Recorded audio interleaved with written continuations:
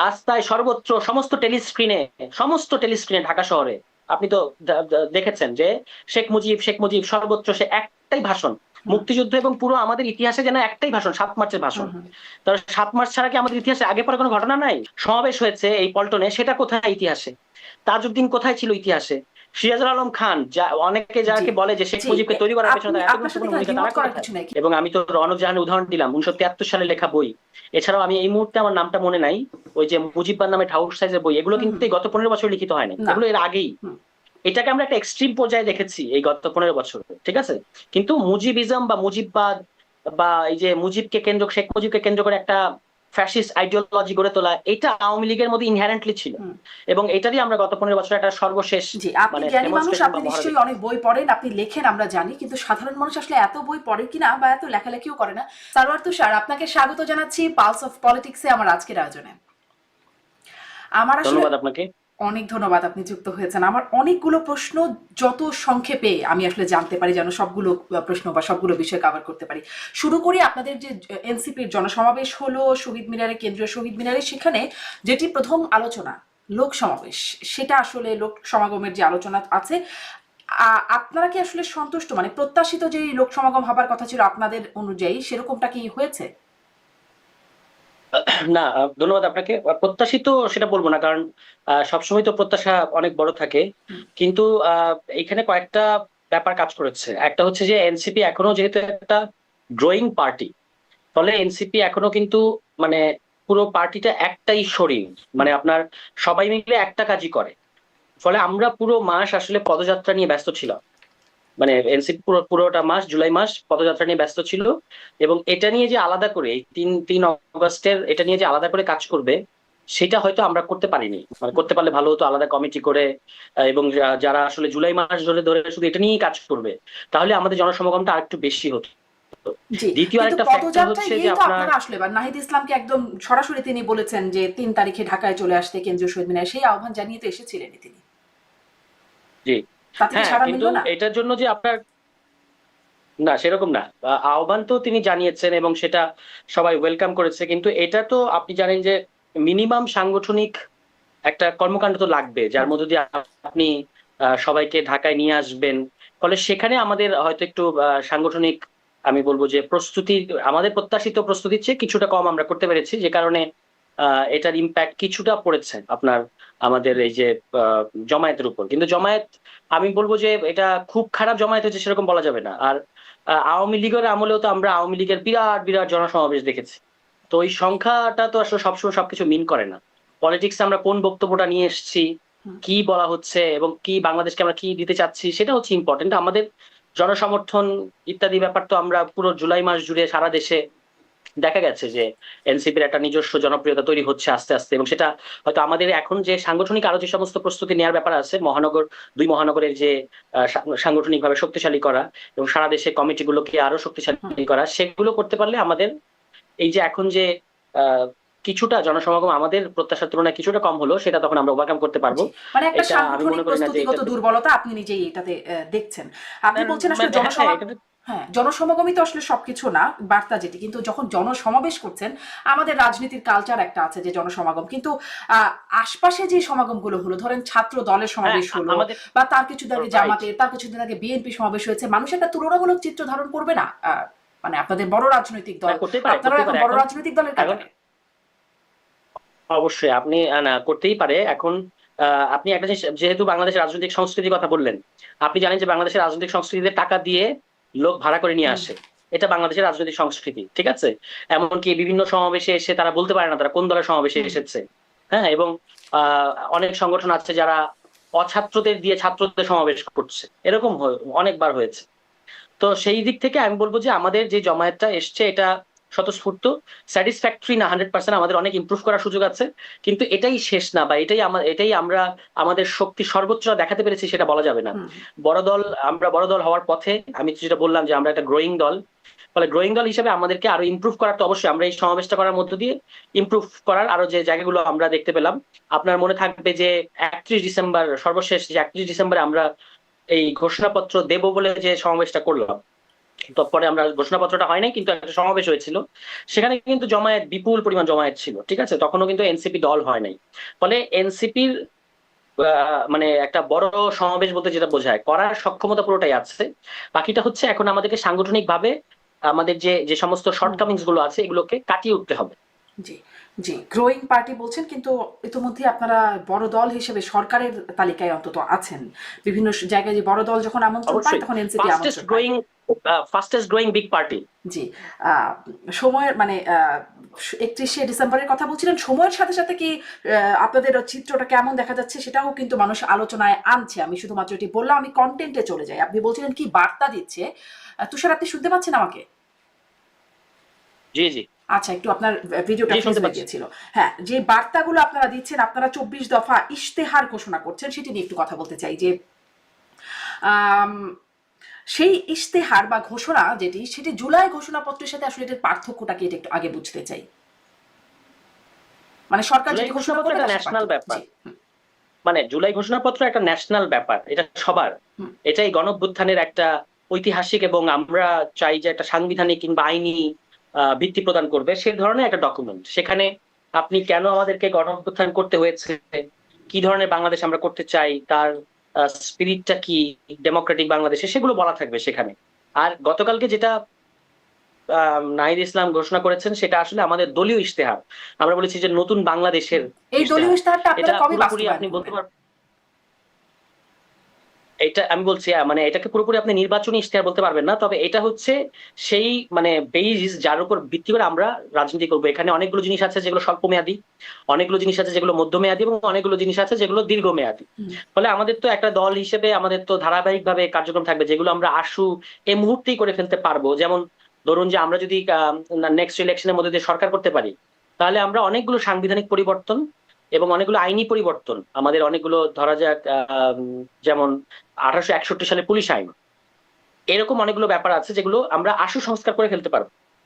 আবার কিছু জিনিস আছে আপনাকে একটু টাইম দিতে হবে। হ্যাঁ, তো সেটা এখন আমরা আবার যখন এটারই ভিত্তিতে, এখন আপনি গতকালকে যে ডকুমেন্টটা প্রকাশিত হয়েছে তার ভিত্তিতে হয়তো আরেকটা নির্বাচনী ইশতেহার হবে, তার মধ্যে অনেকগুলো জিনিস ওভারল্যাপ করবে, কিন্তু নির্বাচনী ইশতেহারগুলো আরো প্রিসাইজ। এবং আগামী 5 বছর মানে ইলেকশনের পরের যে 5 বছর, সেই 5 বছর আমরা কি কি করবো, সে মানে কোনগুলোকে প্রায়োরিটি দিব, সেটা থাকবে আসলে নির্বাচনী ইশতেহারে। আর গতকালকে যেটা যে 24 দফা দেখতে পেয়েছেন, এটার মধ্যে আমরা যেটা হচ্ছে আমাদের অনেকেই জানতে চেয়েছে না, মানে একেবারে সেই সেই জাতীয় নাগরিক কমিটি পর্যায় থেকে যে আপনারা কি ধরনের রাজনীতি করবেন, কি চান, ইত্যাদি ইত্যাদি।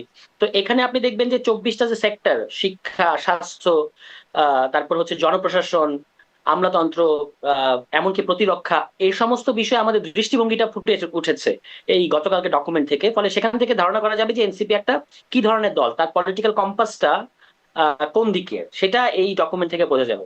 আচ্ছা, আপনারা প্রথমেই বলছেন যে পুরাতনকে ঝেড়ে ফেলে আমাদের রাষ্ট্রের নতুন যাত্রায় আমাদের প্রথম অঙ্গীকারই হচ্ছে গণপরিষদের মাধ্যমে একটি সংবিধান। মানে সেটি গণপরিষদের মাধ্যমে একটি নতুন সংবিধান। আগেও আপনার সাথে যখন কথা হচ্ছিল, তাহলে কি এটি আপনারা মানে এই যে প্রথম অঙ্গীকার বা প্রথম বলছেন যে হ্যাঁ প্রথম অঙ্গীকারই বলছেন, সেটি কি জাতীয় নির্বাচনের আগে? এই প্রশ্নটা পুরনো, তারপরে আবার একটু করছি স্পষ্ট হবার জন্য। মানে আমরা তো গণপরিষদ চেয়েছি, কেন চেয়েছি, কারণ হচ্ছে যে আমাদের সংবিধানের এখন এত বড় পরিবর্তন দরকার। যে কমিশনে এখন যে কমিশনে কাজ করছে, সেখানে তো অনেকগুলো সুপারিশ এসছে, অনেকগুলো প্রস্তাব এসছে, এটা হিউজ পরিবর্তন, মানে মেজর পরিবর্তন, আমাদের ভাষায় আমরা বলেছি মৌলিক সংস্কার। এটা পার্লামেন্টে করা যায় না। মানে পার্লামেন্টে করা যায় না কেন, এটা আমি আগে সংক্ষেপে একটু ব্যাখ্যা করি। পার্লামেন্টে করা যায় না কারণ হলো, পার্লামেন্টে আপনি বিদ্যমান সংবিধান, যে সংবিধানটা অলরেডি আছে, সেই সংবিধানের অধীনে আইন প্রণয়ন করবেন, এটাই পার্লামেন্ট। অর্থাৎ এই সংবিধানের স্পিরিটের সাথে অসঙ্গতিপূর্ণ কোনো আইন কিন্তু আপনি প্রণয়ন করতে পারবেন না। যদি করেন তাহলে আপনি আদালত সেটাকে বাতিল করে দিতে পারবে। এরকম অনেক উদাহরণ বাংলাদেশে আছে।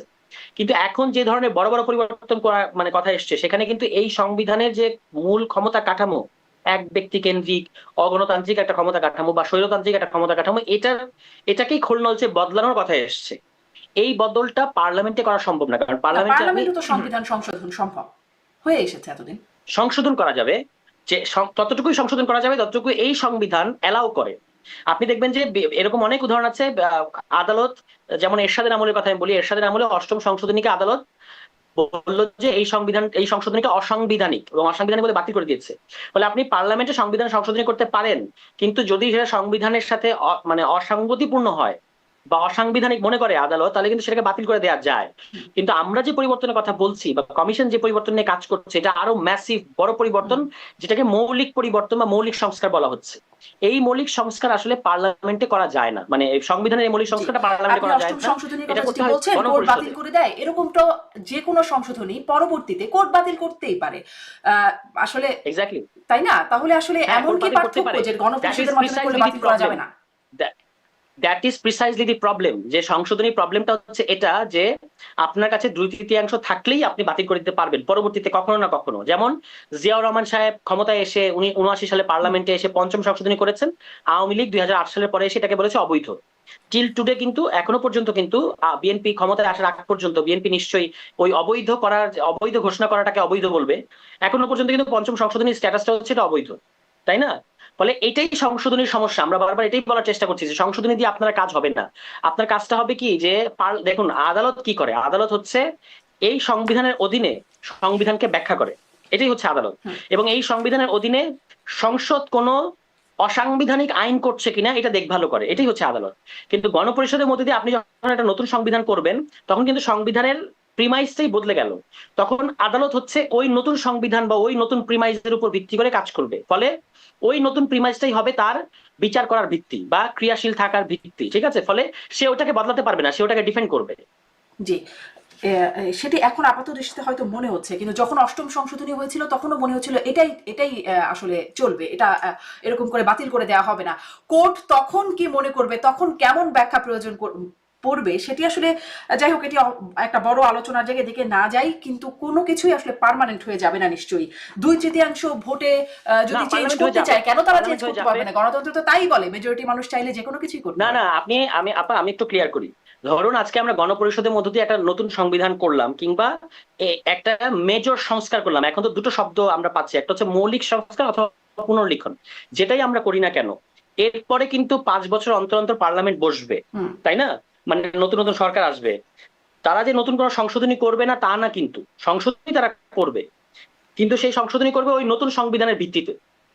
ওই নতুন সংবিধানকে মানে ভিত্তিমূল ধরে তারা নতুন সংশোধনী করবে।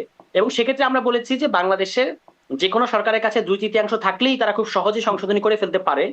এটাকে দুই একটু তৃতীয়াংশ চেকস এন্ড থাকাটাই ব্যালেন্সের মধ্যে সহজ আনতে না, হবে। এটি এবং রিজিড আপনি দেখবেন, কনস্টিটিউশনের ডেফিনেশনেই 2/3, মানে সিম্পল মেজরিটি না, এটা তো একটা মানে 2/3 মেজরিটি, তাই না? এটা তো একটা বিশাল ব্যাপার। হ্যাঁ 2/3 কিসের? 2/3 হচ্ছে আসনের মেজরিটি, হুম। ভোটের পার্সেন্টেজে না। আপনি কিন্তু 40% ভোট পেয়ে 200-র বেশি আসন পেয়ে এই কাজটা করছেন, ঠিক আছে? এবং আপনি খেয়াল করে দেখেন, সংবিধান পরিবর্তন করে ফেলছে একটা সরকার, একটা দল, তার কাছে শুধু 2/3 আছে বলে। কিন্তু সংবিধান তো সবার মতামত দেওয়ার বিষয়, জনগণের মতামত দেওয়ার বিষয়। এই কারণে এবার একটা খুব গুরুত্বপূর্ণ সংস্কার প্রস্তাব হচ্ছে যে আমরা 2 হাউস করব পার্লামেন্টের, আপার হাউস এবং লোয়ার হাউস। হুম। এবং আপার হাউসটা হবে পিআর এর ভিত্তিতে, মানে যেটাকে প্রপোর্শনাল রিপ্রেজেন্টেশন বলা হয়। আপনি 40% ভোট পেলে আপনার 40 আসন থাকবে আপার হাউসে, আপনি 15% ভোট পেলে আপনার 15টা আসন থাকবে উপরে। এই 2 হাউস মানে লোয়ার হাউসটা এখন যেভাবে ইলেকশন হয় সেভাবেই, আর আপার হাউসটা হুম। ওই প্রপোর্শনাল রিপ্রেজেন্টেশন। এই 2 হাউসের 2/3 পেলে তারপর আপনি সংবিধান সংশোধনী করতে পারবেন।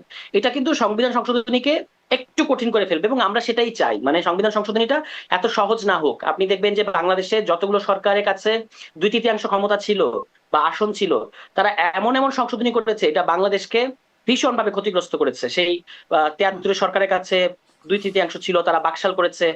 এবং তার পরের ব্যাপারগুলো আমরা জানি। 2001 সালে সরকার এসে 2/3 কারণে চতুর্দশ সংশোধনী করলো, এবং সেটার ফলে লগি বৈঠা 1/11 এবং আওয়ামী লীগের ফ্যাসিবাদ। আওয়ামী লীগ এসে আবার ওই তত্ত্বাবধায়ক সরকার বাতিল করলো, এবং তার ফলে আওয়ামী লীগের এই 15 বছরের মানে ফ্যাসিবাদ ইতিহাসটা খুব এবং ভালো না, সেটা গণঅভ্যুত্থান। ইতিহাসটা খুব সুখকর না। জি, ইতিহাসটা ভালো না, রাইট? সারোয়ার তুষার, আমি ইতিহাসটা ভালো একটু না। এদিকে যাই যে হ্যাঁ, এই বিষয়গুলো আপনারা দাবি করছেন, ঐকমত্য কমিশন আলোচনা চলছে, কিন্তু আসলে ঐকমত হচ্ছে না। দেখা যাক সেটিতে আসলে সামনে কি হয়। খুব আশাবাদী হবার মতো জায়গায় মানুষ আছে কিনা আমি জানি না, আপনাদের দাবিগুলো পূরণ হবে এমনটা। পরের দিকে আসি যে আপনারা আপনাদের 24 দফা ইশতেহারে আরো যা যা বলছেন সেদিকে আরেকটু কথা বলি। দ্বিতীয় 2 নাম্বার পয়েন্টে আপনারা বলছেন জুলাই অভ্যুত্থানের স্বীকৃতি ও বিচার। সেখানে খুব দারুণ কথা, জুলাই অভ্যুত্থানের স্বীকৃতি ও বিচার, কিন্তু সেখানে আপনারা বলছেন যে আহতদের সুচিকিৎসা ও পুনর্বাসন নিশ্চিত করার প্রতিশ্রুতি। প্রায় দেখছি আহতরা রাস্তায় দাঁড়িয়ে বিক্ষোভ করছেন, দুই পক্ষের মধ্যে সংঘর্ষ হচ্ছে, জুলাই ফাউন্ডেশনে গিয়ে আহতরা হামলা করছেন। আবার দেখছি যে শহীদ আবদুল্লাহর মা তিনি কেঁদে কেঁদে অভিযোগ করছেন যে হাসনাত সার্জিসরা এখন আর ফোনও ধরেন না, 100 বার ফোন করলেও একবার ফোন ধরে না হাসনাত সার্জিসরা। মানে আপনাদের দলের মানে প্রমিনেন্ট নেতাদের বিরুদ্ধে জুলাই শহীদদের বাবা মাদের যদি এমন অভিযোগ থাকে, তাহলে আপনাদের এই প্রতিশ্রুতিকে কেন মানুষ বিশ্বাস করবে? না, অবশ্যই আমাদের তো এটা তো একটা দলের প্রতিশ্রুতি, এবং দল যদি প্রতিশ্রুতি ভঙ্গ করে তাহলে সেটারও আমরা যেমন আজকে তুলনা করতে পারি যে বিএনপি 2001 সালের নির্বাচনের আগে যে ইশতেহার দিয়েছিল সেই ইশতেহার কতটা বাস্তবায়ন করেছে আজকে যেমন আমরা তুলনা করতে পারি। ফলে ওই আমাদের যে আজকে যে আমরা যে প্রতিশ্রুতিগুলো দিচ্ছি এই 24 দফার মধ্যে এটাও তো তুলনা করার সুযোগ থাকবে।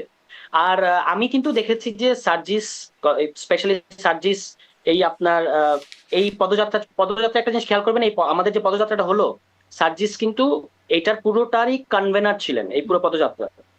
তার মধ্যেও কিন্তু তিনি 2বার ঢাকায় এসে অনেকগুলো শহীদ এবং আহত পরিবারের সাথে বিভিন্ন মিটিং করেছেন, এটা পত্রপত্রিকায় প্রকাশিত হয়েছে। ফলে ওই যিনি শহীদের যিনি ফ্যামিলি অভিযোগ করেছেন বা একটা অনুযোগ করেছেন সেটা অবশ্যই দুঃখজনক।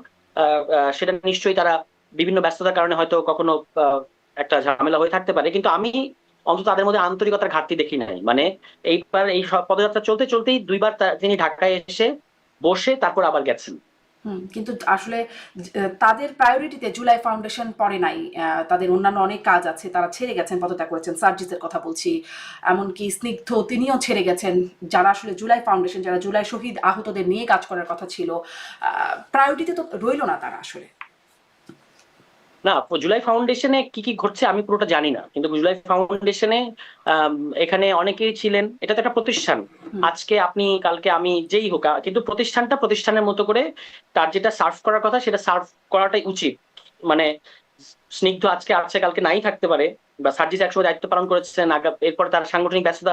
আমি তো মনে করি যে সার্জিস এটা খুব গুরুত্বপূর্ণ একটা নজির স্থাপন করেছেন, কারণ তিনি যখন দেখেছেন যে তার সাংগঠনিক এবং রাজনৈতিক ব্যস্ততা এত বেড়ে গেছে যে তিনি এখানে সময় দিতে পারছেন না, তখন তিনি কিন্তু এটার দায়িত্ব ধরে না রেখে ছেড়ে দিয়ে অন্য আরেকজনকে কাজ করার সুযোগ করে দিয়েছেন। জি, জি, সেটা নিশ্চয়ই প্রশংসার যোগ্য। মানে পদত্যাগ করাটা আমাদের সংস্কৃতিতেই একটু মনে হয় যেন ভালোভাবেই দেখা হয়, কিন্তু শহীদ আহত এই এই এদেরকে নিয়ে যে সংগঠনটি কাজ করছে সেটি আসলে প্রায়োরিটিতে পড়ে নাই। এটি একটা বিষয়। স্নিগ্ধর প্রায়োরিটিতেও পড়লো না, তারও ব্যক্তিগত কাজ, পড়াশোনা, উচ্চশিক্ষা ইত্যাদি কারণে সেও ছেড়ে গেল। এই হচ্ছে আসলে প্রায়োরিটি যদি এমন হয়, সেজন্যই আমি আসলে এই প্রশ্নটি করছিলাম। আরেকটু আগাই, আপনারা আপনাদের 6 নম্বর ধারায় বলছেন জনবান্ধব আইন শৃঙ্খলা রক্ষাকারী বাহিনী।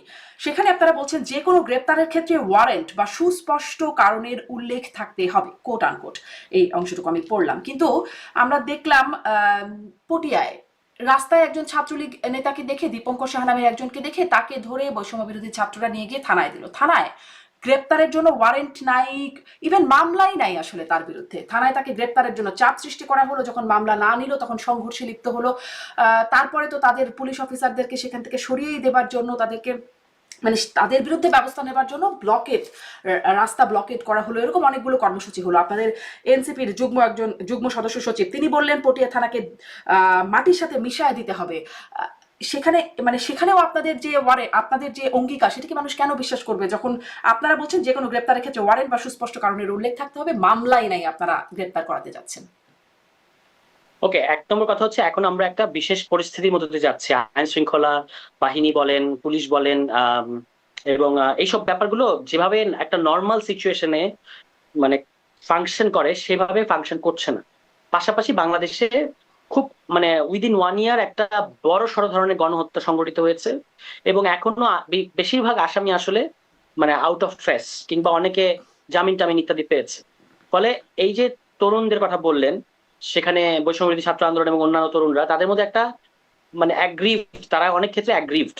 এই কারণে তারা অনেক সময় এই ছাত্রলীগ পরিচয় কাউকে পেলে তখন তারা চায় যে পুলিশ তাদের বিরুদ্ধে ব্যবস্থা নেবে বা পুলিশ তাদেরকে ধরবে।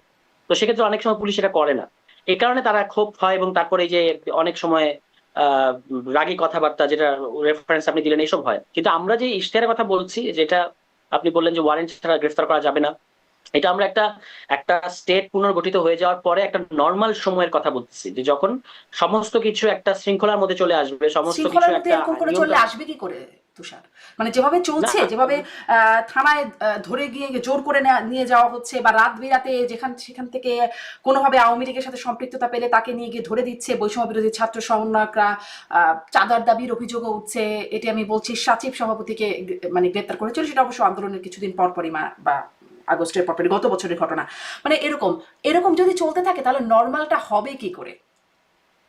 আমি মনে করি যে খুব দ্রুত সময় নর্মাল হয়ে যাবে, যখন ইলেকশনের আগে। এইটা তো একটা ইন্টারিম সিচুয়েশন, এবং ইন্টারিম সিচুয়েশনের মধ্যে আমাদের রাষ্ট্রীয় প্রতিষ্ঠানগুলো শেখ হাসিনার সরকার, আওয়ামী লীগ সরকার এমন ভাবে ধ্বংস করে দিয়ে গেছে যে এগুলো এখন যেভাবে কাজ করার কথা সেভাবে করছে না, বা একটা যে নিরপেক্ষ দৃষ্টিভঙ্গি থেকে কাজ করার কথা এটা করে না, করছিল সবসময় তো একটা করছিল দলীয় তো তারা ইন্টারেস্ট। তো পটিয়া থানায় অন্তত তারা তো ঠিক আইন অনুযায়ী কাজ করলো, যে গ্রেপ্তার হবে করবো কি করে মামলায় যদি না থাকে, ঠিক আইনি প্রক্রিয়া তো করছিল। না, তাদের তাদের বিরুদ্ধে ওই স্থানীয় যারা ছাত্র সংগঠক এবং যারা আছে তারা দাবি করেছে যে তার বিরুদ্ধে অনেক অভিযোগ আছে। ফলে তার এই অভিযোগগুলো খতিয়ে দেখে দরকার পড়লে তাকে তার যেন মামলা দেওয়া হয়। এবং একটা ছাত্রলীগের ক্যাডার যারা তার ভুক্তভোগী, তারাই তো তাকে ধরেছে। যারা লম্বা সময় ধরে তার ভুক্তভোগী হয়েছে তারাই ধরেছে। এখন মামলা নাই, কিংবা অনেক সময় আওয়ামী লীগ আমলে তো মামলা হওয়ার সুযোগ ছিল না। হুম। আওয়ামী লীগ আমলে একটা ছাত্রলীগের নামে তো কোনো মামলা হবে না, তাই না? এটাই খুব স্বাভাবিক। কিন্তু ওই সময় যারা গত 15 বছরে যারা ওই অঞ্চলের যারা তরুণ, তারা নিশ্চয়ই তার দ্বারা অনেকভাবে আক্রান্ত হয়েছে। কিন্তু আওয়ামী ইশতেহারের লীগে যেটা আমলে মামলা তো আর ইশতেহারের এখন বিচার হচ্ছে না, তারপরে অনেক মামলা, হাজার হাজার মামলা হয়ে গেছে মামলা হয়েছে, আওয়ামী রাইট। লীগারদের হ্যাঁ, বিরুদ্ধে। হ্যাঁ, হ্যাঁ, জি। হ্যাঁ। এখন তাদের বক্তব্যটা হচ্ছে যে তারা অনেকেই তার দ্বারা ভুক্তভোগী এবং আক্রান্ত হয়েছে নানা সময়ে। সেই কারণে তারা থানাকে বা পুলিশকে বলেছে মামলা নিতে তার ব্যাপারে, এবং তারা অনেককে জড়ো করেছে যারা তার দ্বারা তার বিরুদ্ধে অভিযোগ করতে প্রস্তুত আছে, কিন্তু থানা হুম। সেটাও নিতে চায় না। আমরা যেটার কথা এখানে বলেছি এটা হচ্ছে একটা রাষ্ট্রের স্বাভাবিক নিয়মের কথা, যে এখানে আপনি ওয়ারেন্ট ছাড়া কাউকে মানে উদ্দেশ্যটা হচ্ছে যে এখানে যেভাবে বিরোধী রাজনৈতিক শক্তিকে যেভাবে পুলিশ পাকড়াও করে দলীয় স্বার্থে, এটা যেন বন্ধ করা যায়।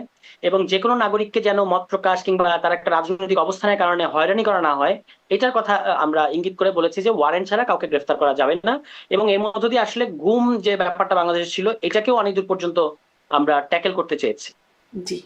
সেটিকে ট্যাকেল করতে চেয়েছেন। মানুষ আসলে এই আপনাদের এই মানে এই অঙ্গীকারে বিশ্বাস করবে কিনা সেই নিয়ে আমি আসলে কতগুলো প্রশ্ন করছিলাম, আরো করব। এখন ছাত্রলীগের মধ্যে মিশেছিল ছাত্র শিবির, আপনাদের নেতারাও ছাত্রলীগের মধ্যে ছিল, এবং দেখছি যে পোস্টটি করছেন, একটা পোস্টের কথা একটু পড়তে চাই।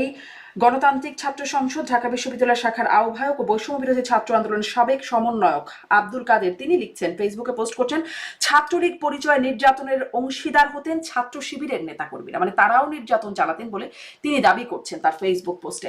এখন তাদেরকেও সবাইকে ধরে ধরে এরকম থানায় নিয়ে যাওয়ার ব্যবস্থা কি করবে? এবং আপনার কাছে এটাও একটু প্রশ্ন করি, আচ্ছা তারা না হয় অ্যাগ্রিড, তারা নিয়ে যাচ্ছে, কিন্তু দল হিসাবে আপনারা কি করলেন তখন? আপনারা তো কোনো সমালোচনা, কোনো অবস্থান নিলেন না, বরং আপনার দলের নেতারা বললেন যে মাটির সাথে মিশাই দিতে হবে নাকি পটিয়া থানা। আপনার আব্দুল কাদেরের পোস্টটা হচ্ছে ঢাকা ইউনিভার্সিটির একটা বিশেষ বাস্তবতার কথা তিনি তুলে ধরেছেন। কিন্তু এতে ছাত্রলীগের কিংবা ছাত্রলীগের প্রতি যারা সিম্প্যাথাইজার তাদের খুব বেশি খুশি হওয়ার কিছু নাই। কারণ আমি দেখতে পাচ্ছি গত 2 দিন ধরে পোস্ট যে অ্যাজ ইফ আসলে ছাত্রলীগ গত 15 বছর কোনো নির্যাতন করে না, এগুলো সবই ছাত্র শিবিরের কাজ। হুম। ব্যাপারটা তো একেবারেই সেরকম না। না। ছাত্র শিবির আমরা যেটা আব্দুল কাদেররা আরো ভালো বলতে পারবেন, কারণ তারা ওই ইউনিভার্সিটির ছাত্র, যে ছাত্র শিবিরের অনেকের ব্যাপারে এই অভিযোগটা এসছে যে তারা ছাত্রলীগের মধ্যে অনুপ্রবেশ করে ছিলেন, এবং তারাও এই যে ছাত্রলীগের যে নির্যাতন সেই নির্যাতনে অংশ নিয়েছেন নানা সময়ে। এটার কথাই আব্দুল কাদের তার হুম। বক্তব্যের মধ্যে বলেছেন। জি। জি। এখন তাদেরকেও ধরে ধরে থানায় দেওয়া যাবে কিনা, দিলে আবার আপনারা সেটার পক্ষে না বিপক্ষে বলবেন, এই প্রশ্নগুলো আসলে জাগে। আরেকটু আগাই, আপনাদের ইশতেহারের যেটি আসলে পড়ছিলাম সেখানে আরেকটু যাই। আপনাদের 8 নাম্বারে 8 নাম্বার যেই জায়গাটি আছে, যেই পয়েন্টটি আছে সেটিতে যাই, স্বাধীন গণমাধ্যম ও শক্তিশালী নাগরিক সমাজ, এই শিরোনামে আপনারা বলছেন, আমরা সংবাদ মাধ্যমের শতভাগ স্বাধীনতায় বিশ্বাস করি এবং যথাযথ আইনি ও নীতি কাঠামোর মধ্যে সেটিকে নিশ্চিত করব। এখানেও একটা আবার ব্যত্যয় দেখা যাচ্ছে, যে এই যে জনকণ্ঠে যা ঘটলো, এনসিপির যুগ্ম আহ্বায়ক জয়নাল আবেদিন শিশিররা জনকণ্ঠকে ফ্যাসিবাদ মুক্ত করবার কথা বলে সেটি একরকম দখল করে নিল জনকণ্ঠের অফিস। এটিও আসলে কি বার্তা দিচ্ছে? আপনারা স্বাধীন গণমাধ্যম ও শক্তিশালী, মানে স্বাধীন গণমাধ্যম বিশ্বাস করবেন, শতভাগ স্বাধীন? অবশ্যই শতভাগ স্বাধীন। আমরা তো যে কোনো রাষ্ট্রের জন্য, গণতান্ত্রিক রাষ্ট্রের জন্য সংবাদপত্রের স্বাধীনতা হুম। এটা একটা খুব গুরুত্বপূর্ণ জিনিস। কিন্তু এই সংবাদপত্রের স্বাধীনতার নামে গত অন্তত কয়েক মাস ধরে বিভিন্ন পত্রপত্রিকা হুম, যে ধরনের ভুল নিউজ এবং যে ধরনের মানে আমি বলবো যে চোথা সরবরাহ করার চোথা নিউজ করেছে, যেগুলো দেখা গেছে যার কোনো ভিত্তিই নাই, হুম, সেগুলো ঘটছে। বলে এটা আপনারা যারা লম্বা সময় ধরে সংবাদপত্রের সাথে কাজ করেছেন, আপনারা বলতে পারবেন যে সংবাদপত্রের যখন স্বাধীনতা তো নিশ্চিত করতে হবে, এ ব্যাপারে কোনো যুক্তিতর্ক চলে না, এটা অবশ্যই এটা এটা বিয়ন্ড ডিসপিউট। কিন্তু ওই স্বাধীনতাকে ব্যবহার করে যখন কেউ ধরেন সাংবাদিকতার ইথিক্স এর মধ্যেই পড়ে না এমন সব ভুল নিউজ করবে এবং হুম। যেটাকে সে আবার ডিফেন্ড করতে পারবে না, সেই ক্ষেত্রে কি করা যাবে এটা আমি জানি না। আমি জাস্ট আমার আমার একটা কিউরিয়াস কোয়েশ্চেন। আর ওই শিশিরের ব্যাপারে যেটা বললেন, এটা যেভাবে আপনি বলেছেন আমার ধারণা ঘটনাটা সেরকম না। তিনি এই সংবাদপত্রের এডিটোরিয়াল প্যানেলের একজন, এবং সেটা ওই সংবাদপত্রে যারা কাজ করে সাংবাদিক আছে তাদের মতামতের ভিত্তিতেই গঠিত গঠিত হয়েছে। উল্টো জনকণ্ঠ যারা নীতি নির্ধারক এখন এক্সিস্টিং, তাদের ব্যাপারে এই অভিযোগ উঠেছে যে তারা হচ্ছে ওই প্রথমত হচ্ছে সাংবাদিকদের স্যালারি দেয় না, দ্বিতীয়ত হচ্ছে যে এই জুলাইয়ের পক্ষে অবস্থান নেওয়ার কারণে মানে যারা যে সকল সাংবাদিকরা জুলাইয়ের পক্ষে মনে করে নিজেদেরকে, তাদেরকে নানাভাবে সাসপেন্ড করা, শাস্তি দেয়া, বের করে দেয়া, এই সমস্ত কর্মকাণ্ড করেছেন। ফলে জনকণ্ঠের হাউসের ভেতর থেকেই কিন্তু এটার প্রতিবাদ হয়েছে। এবং শিশির একজন যেহেতু তিনি আগেও সাংবাদিক ছিলেন, যে আপনি নিশ্চয়ই জানেন যে শিশির কিন্তু আগে বিজনেস স্ট্যান্ডার্ডে সাংবাদিক ছিলেন, মানে এই রাজনীতিতে জয়েন করার আগে। তো সেখানে তিনি অবশ্যই যারা অ্যাগ্রিভ সাংবাদিক কিংবা নিপীড়িত সাংবাদিক যাদেরকে বঞ্চিত করা হচ্ছে তাদের পক্ষে তিনি অবস্থান নিয়েছেন। এখন বঞ্চিত সাংবাদিকরা চাইলেই কি একটা প্রতিষ্ঠান দখল করে ফেলবেন? ধরুন আমি একটি প্রতিষ্ঠানের জন্য কাজ করি, তার নীতি নির্ধারণ তার কিছুই আমার পছন্দ হচ্ছে না, আমাকে বেতন দিচ্ছে না, আমি তার জন্য ব্যবস্থা নেওয়ার নিশ্চয়ই জায়গা থাকবে। আপনারা তো বলছেন শতভাগ স্বাধীনতা বিশ্বাস করি এবং যথাযথ আইনি ও নীতিগত কাঠামোর মাধ্যমে সেটি নিশ্চিত করব। সেই আইনি প্রক্রিয়া আছে, নীতি আছে, কাঠামো আছে, সেগুলো ভেঙে সেটিকে দখল করা মালিককেই অবঞ্চিত ঘোষণা করে, মানে বাড়িতে যারা কাজ করে তাদের বাড়ির মালিককে অবঞ্চিত ঘোষণা করে বাড়ির দখল নিয়ে নিল, এখন নীতি নির্ধারণ তারা করবে, এটি যৌক্তিক? এটার ক্ষেত্রে জনকণ্ঠের মালিক বা এই ধরনের যে ঘটনাগুলো আছে এটার আরো ভেতরের খবরগুলো আমি জানি না, ফলে আমি না জেনে কিছু বলা ঠিক হবে না। কিন্তু অবশ্যই বাংলাদেশের যে মিডিয়ার সংস্কার প্রস্তাব এসছে সেখানে মালিকানার নীতিমালা এগুলো নিয়েও কথা এসছে, এগুলোও পরিবর্তন করতে হবে অনেক ক্ষেত্রে। এবং সেখানে তারপর একটা নিয়ম শৃঙ্খলার মধ্যে যখন জিনিসগুলো আসবে তখন অবশ্যই সমস্ত কিছু আইন তো শৃঙ্খলা এবং এটি কি আইন নীতিমালা আইনের। এক্সিস্টিং যা আছে সেগুলো ভেঙে দখল করা হলো না? মানে আপনারা বলছেন যে যেটি সেটির একদম ব্যত্যয় চোখে আঙ্গুল দিয়ে দেখিয়ে দিচ্ছেন না? আমি যতটুকু দেখেছি সেটা হচ্ছে যে এখানকার ভেতরে যে সাংবাদিক যারা, তারাই আসলে এই হাউসের যারা মালিক আছে, যারা তাদেরকে অন্যায়ভাবে স্যাক করেছে তাদের বিরুদ্ধে অবস্থান নিয়েছে। এটা কি করতে পারেন? মানে এটি কি মানে সেটি কি করতে পারেন তারা? এটি কি দখলদারিত্ব নয়? মানে আপনার একটা আমি আমি হাউসের আমি মধ্যে যারা আমি ধরেন, একটু স্পষ্ট করি, যদি আমাকে বেতন না দিয়ে বের করে দেয়, আমার বিরুদ্ধে মানে কি বলবো, আমি একজন কর্মচারী হিসেবে আমাকে যথাযথ প্রাপ্য না দেওয়া হয় বা সম্মান না দেওয়া হয়, আমি নিশ্চয়ই অ্যাগ্রিভড ফিল করব, আমার নিশ্চয়ই ব্যবস্থা নেওয়ার জায়গা থাকবে। আমি কি মালিককে বের করে দিতে পারবো এই জন্য, অবাঞ্ছিত ঘোষণা করে ফেলতে পারবো এই জন্য প্রতিষ্ঠান থেকে? মানে যদি তারা মনে করেন যে এই মালিক নানাভাবে, এবং এই মালিক তো আপনি জানেন যে জনকণ্ঠ তারা গত বিগত রেজিমে তাদের কি অবস্থান ছিল, হুম, অনেকেই এই সময়ের সাথে খাপ খাইয়ে নিয়েছে। কিন্তু যেখানে যেখানে সাংবাদিকরা প্রতিষ্ঠানের মালিকের বিরুদ্ধে আহ একটা অবস্থান নিতে পেরেছেন যে ইনি আমাদেরকে এইভাবে বঞ্চিত করেছেন এবং তিনি আগের রেজিমের সাথে এইভাবে অ্যালাই ছিলেন, হুম, তখন তারা যদি তার বিরুদ্ধে প্রতিবাদ করে, যেমন ধরুন শ্রমিক কারখানায় যেরকম অনেক সময় আমরা শ্রমিকদের বিদ্রোহ দেখি, হুম। তো সেটা তো তখন আমরা এটাকে সমর্থন করি। এই ক্ষেত্রে আমরা কার পক্ষে দাঁড়াবো? যে মানে লুটপাট করে তৈরি হওয়া মালিকের পক্ষে দাঁড়াবো, নাকি মানে এই যে আগের সাংবাদিকরা রেজিমের সাথে যারা। অ্যালাই ছিল, এটাই তার অভিযোগ। কারণ অভিযোগ যেটি করছে যে টেমপ্লেট কালো করবে না লাল করবে, এটি হচ্ছে মূল বিরোধের জায়গা, যেখান থেকে এই সমস্যাটা সৃষ্টি হলো। আহ, যারা আসলে আন্দোলনকারী বা যারা আসলে দখলদার আছে তারা দাবি করছে টেমপ্লেট লাল করা হোক, এবং তারা বলছে যে মালিক পক্ষ বলছে যে এটি কালো করা হোক। কিন্তু মালিক পক্ষ দাবি করছে তারা আসলে তারা কালো করার কথা বলে নাই, এটা আসলে স্যাবোটাইজ করা হচ্ছে। যাই হোক, সেটি অভিযোগ, নিশ্চয়ই সেটি তদন্ত করে বের হবে কে কি বলছে।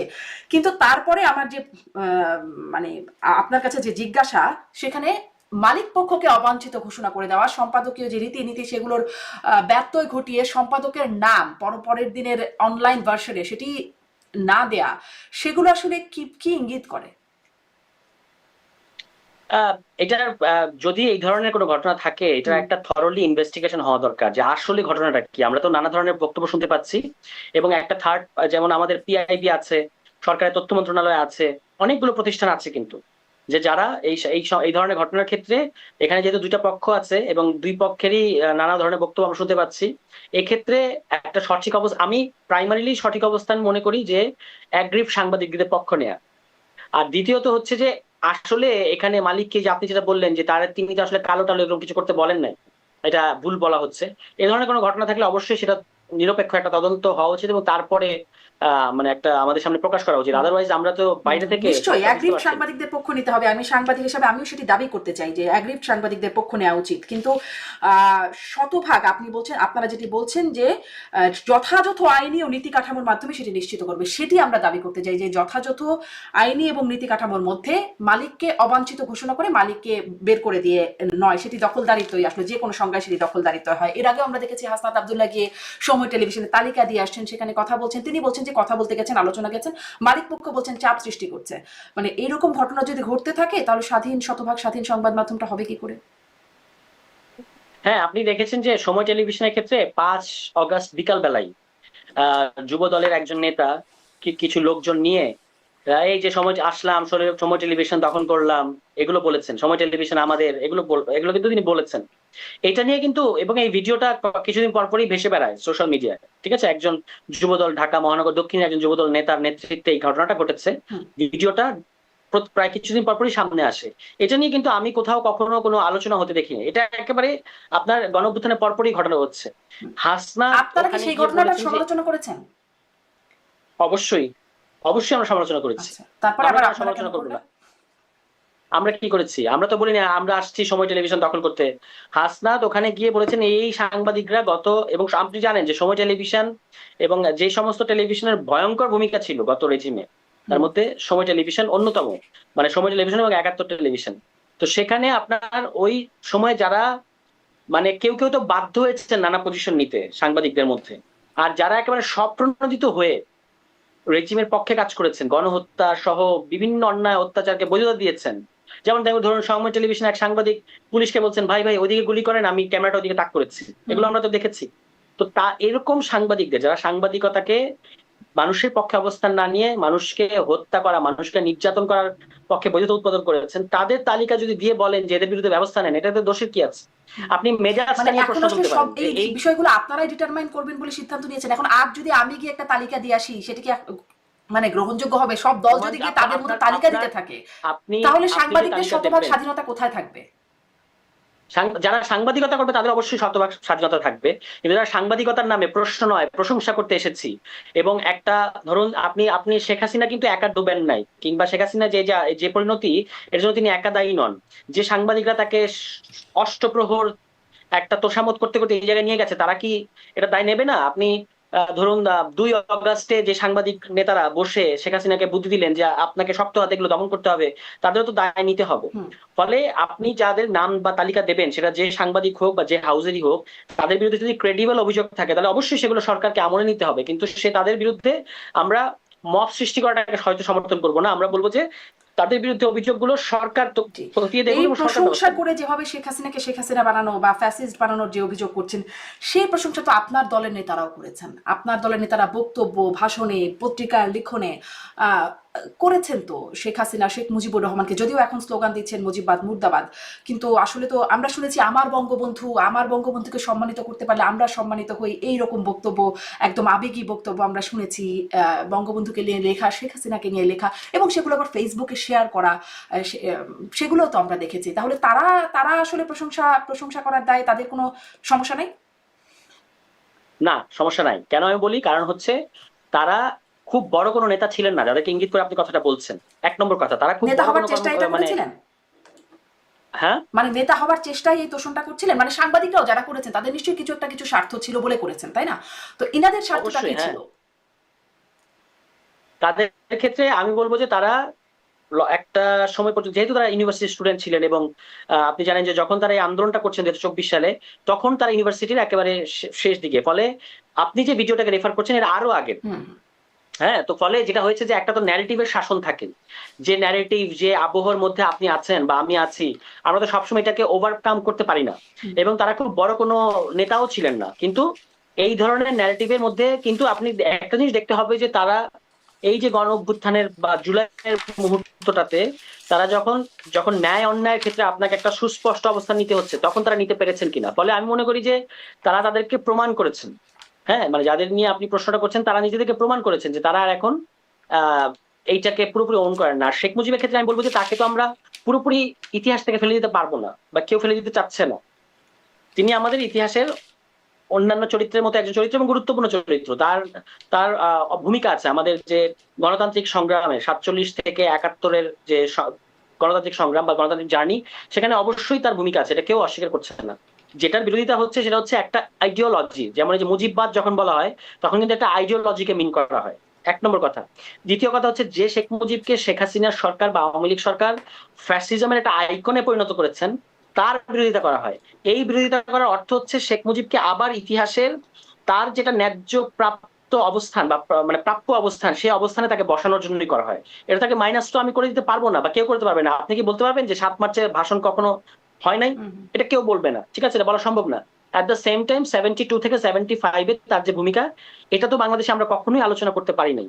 তো সেটা আলোচনা করার পরিবেশ এসছে, ফলে ইতিহাসের পরিপ্রেক্ষিতের মধ্যে একজন ব্যক্তিকে রেখে আলাপ করা যাবে। ফলে শেখ মুজিবের যেখানে যেখানে ক্রেডিট আছে বা যেখানে যেখানে তার মানুষের পক্ষে অবস্থান আছে, গণতান্ত্রিক সংগ্রামে তিনি যেখানে যেখানে আমাদের নেতা হয়েছেন বাংলাদেশের, এটা স্বীকার করতে কোনো দোষের কিছু নাই। কিন্তু যেখানে যেখানে তিনি আমাদেরকে পিছিয়ে দিয়েছেন পোস্ট লিবারেশন, এটাও তো বলতে পারতে হবে। আমরা তো এতদিন এটা বলতে পারি নাই, নিশ্চয়ই উল্টো নিশ্চয়ই ইতিহাসের অন্যান্য পর্যালোচনা অন্যান্য করতে পারতেই সবাইকে হবে। না, আমি তুষার, যদি আপনার একটু সাথে শেষ আমি করি। এখানে একমত যে তার অবদানের যতটুকু ভালো ততটুকুও বলতে হবে, যতটুকু খারাপ ততটুকুও বলার স্বাধীনতা আমাদের থাকতে হবে।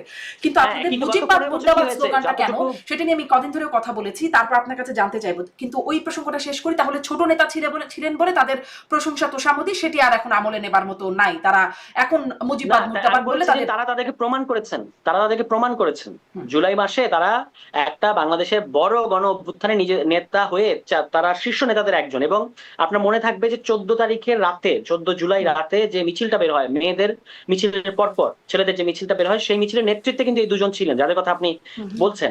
সুতরাং তারা তাদেরকে এবং পুরো সময় গণ অভ্যুত্থানের এক পর্যন্ত বাকি পুরো সময় তারা এই গণ অভ্যুত্থানের নেতৃত্বই দিয়েছেন, মানে মানে জনগণের পক্ষে ছিলেন। ফলে আমি মনে করি যে তারা তাদেরকে প্রমাণ করেছেন। হুম।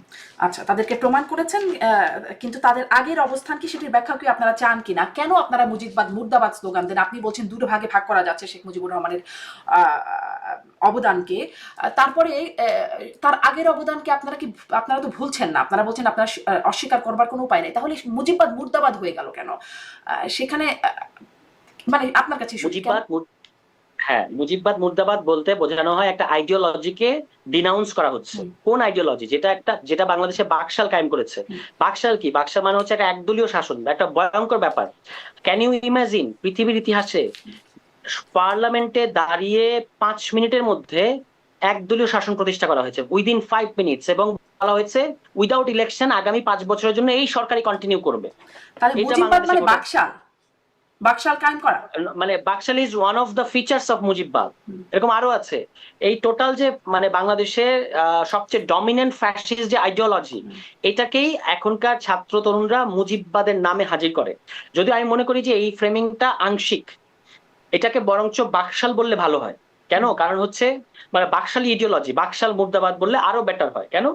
কারণ হচ্ছে যে এখন মুজিববাদ কেন বলে? মুজিববাদ বলে কারণ মুজিবের নামে এমন এমন ঘটনা ঘটেছে গত 15 বছর। এই যে মুজিব বর্ষ এবং সারা বাংলাদেশে মুজিবের ভাস্কর্য ইত্যাদি করার কারণেই মুজিবের প্রতি টার্গেটটা বেশি আসে।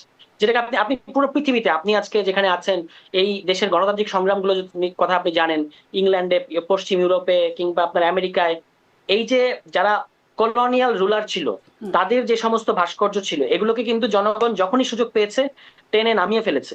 ফলে আক্রমণটা ওইখানেই গেছে যেখানে আসলে যাকে আসলে বেশি বেশি একটা পোস্টার বয় কিংবা একটা পোস্টার ফিগার হিসেবে হাজির করা হয়েছে, তার প্রতি আক্রমণটা বা তার দিকেই জনগণের ন্যায্য ক্ষোভটা বেশি গেছে। কিন্তু আমি মনে করি যে আরো এই যে এই মানে ফ্যাসিস্ট যে তার ইডিওলজির দিকে কথা আমি ক্ষোভ বললাম, যাওয়াটা ন্যায্য কি করে হচ্ছে? তার দিকে ক্ষোভ যাওয়াটা ন্যায্য কি করে হচ্ছে? এই তার 15 দিকে বছর, না, আর তার আপনারা যাকে দিকে না, মুজিববাদ এটা বলছেন, হচ্ছে আপনার এই 15 বছরে তো মুজিববাদ শব্দটা শোনা যায় না। আপনারা কি মুজিববাদ কি এটি ব্যাখ্যা করেছেন কখনো কোথাও? মানুষকে এই বুঝাতে 15 বছর পেরেছেন? কিভাবে আমাকে বলবে। বুঝাতে পারেন নাই আপনারা। আমি কদিন আগে মিরাজ মিয়াকেও জিজ্ঞাসা করছিলাম, আপনাদেরই এনসিপির একজন সদস্য। আমি তো শুনিনি 15 বছরে মুজিববাদ শব্দটা, শেখ হাসিনার মুখেও না, শুনিনি এই পনেরো মুজিববাদ বছর শব্দটা। শোনার মতো কোনো বাস্তবতা ছিল না। হুম। এই 15 বছর শোনার মতো বাস্তবতা ছিল না। কেন? মুজিববাদ খুব কিভাবে ভালো শুনবে? হিসেবে প্রমোট করতে পারতো, যে খুব ভালো একটা বাদ হচ্ছে মুজিববাদ। করেছে তো, মুজিববাদকে ভালো হিসেবে প্রমোট করেছে? যেমন মুজিববাদ আমি আপনাকে শব্দই তো একজনের শুনিনি। কথা বলি, না কেন শুনবেন না, বিখ্যাত রাষ্ট্রবিজ্ঞানী এবং যিনি যাকে এক অর্থে আমরা বলতে পারি যে Awami sympathizer, with due respect to her, যেহেতু আওয়ামী লীগের সাথে বাংলাদেশের মুক্তিযুদ্ধটা জড়িয়ে আছে, ফলে সেই দিক থেকে তারা বৃহত্তর অর্থে আওয়ামী ঘরানার বলেই লোকে বিচার করে। যদিও আমি আমি তাকে অত্যন্ত রেসপেক্ট করি। রনক জাহান, তার একটা বিখ্যাত আর্টিকেল আছে যেখানে তিনি মুজিবিজম, একেবারে 73-তে লেখা একটা আর্টিকেল, যেখানে তিনি ব্যাখ্যা করেছেন যে মুজিবিজম কি, বা বাংলায় বললে মুজিববাদ কি। এছাড়া মুজিববাদ নামে একটা ঢাউস সাইজের বই আছে, হুম হুম। সাবেক একজন ছাত্রলীগার, তার নামটা আমার এই হ্যাঁ মুহূর্তে হ্যাঁ। মনে নাই, তিনি আচ্ছা। ওখানে মুজিববাদ লিখেছেন, মুজিববাদ সম্পর্কে লিখেছেন। এরকম আরো আরো আরো রেফারেন্স দেওয়া যাবে। এমনকি স্বয়ং শেখ মুজিবুর রহমানের নিজের উক্তি আছে মুজিববাদ সম্পর্কে, যে এই জিনিসগুলোকে, হুম বাঙালি জাতীয়তাবাদ, ধর্মনিরপেক্ষতা, গণতন্ত্র এবং আপনার আরেকটা কি সমাজতন্ত্র, হুম। এই চারটাকে আমরা মুজিববাদ বলবো একসাথে। এবং ওই যে ছাত্রলীগের যে বিভক্ত হয়ে যাওয়া 1973 সালে, মোস্ট প্রবাবলি, যখন একদিকে শেখ মুনির অনুসারী, আরেকদিকে সিরাজুল আলম খানের অনুসারী, আলাদা আলাদা যখন একটা বৈজ্ঞানিক সমাজতন্ত্রের ভিত্তিতে একটা ছাত্রলীগ হলো, আর একটা মুজিববাদের ভিত্তিতে ছাত্রলীগ হলো, যেটা শেখ মুনির অনুসারীরা করলেন। এবং শেখ মুজিবুর রহমান কিন্তু ডিসাইসিভলি ওই দিন শেখ মুনির যে সমাবেশটা ওখানে উপস্থিত হয়েছেন। হওয়ার মতো তিনি আসলে কোনটাকে তিনি ছাত্রলীগ বা আসল ছাত্রলীগ মনে করেন এবং তাদের আইডিওলজি কি হবে, সেটা কিন্তু তিনি ওখানে উপস্থিত থেকে পরিষ্কার করেছেন, তো তাই না? সেটা ফলে যদি মুজিববাদ হয়, আপনি রওনক জাহানের কথা বলছেন, আপনি যেই বিষয়গুলো রেফার করলেন, আহ, সমাজতন্ত্র, জাতীয়তাবাদ, গণতন্ত্র, মানে যেই বিষয়গুলো, তো সেগুলো তো খুব ভালো কথা। সেগুলো মুজিববাদ হলে আপনারা না, মুজিববাদ সেগুলো মুর্তবাদ ভালো কথা বলছেন না। কেন? কিভাবে ভালো কথা না, আমি বলি। ধর্মনিরপেক্ষতা, গণতন্ত্র, গণতন্ত্র তো অবশ্যই আমরাও গণতন্ত্র রাখার পক্ষে, কিন্তু এই যে বাকি যে তিনটা, সমাজতন্ত্র, তারপর হচ্ছে আপনার ধর্মনিরপেক্ষতা এবং বাঙালি জাতীয়তাবাদ, এইগুলো মিলে বাংলাদেশে সবচেয়ে ডমিনেন্ট ফ্যাসিস্ট ইডিওলজি গ্রো করেছে, যার শাসন আমরা গত 15 বছর দেখতে পেলাম, মানে যে এগুলোতে ন্যারেটিভের সমস্যা শাসন। কোথায়? যে এগুলো তো অবশ্যই সমস্যা হচ্ছে, বাঙালি জাতীয়তাবাদ এই আইডিওলজিটা আমাদের নিজেদের প্রডিউস করা না।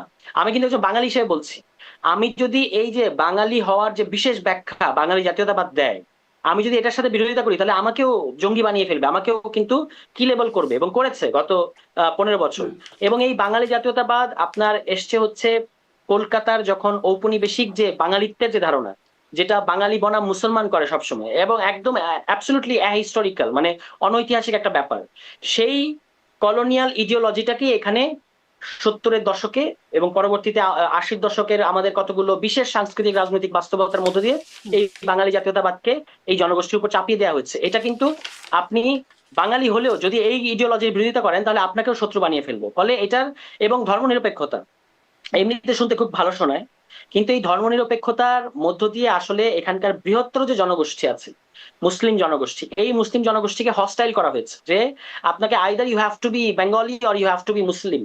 ঠিক আছে, আপনি মুসলমান এবং বাঙালি একসাথে হতে পারবেন না।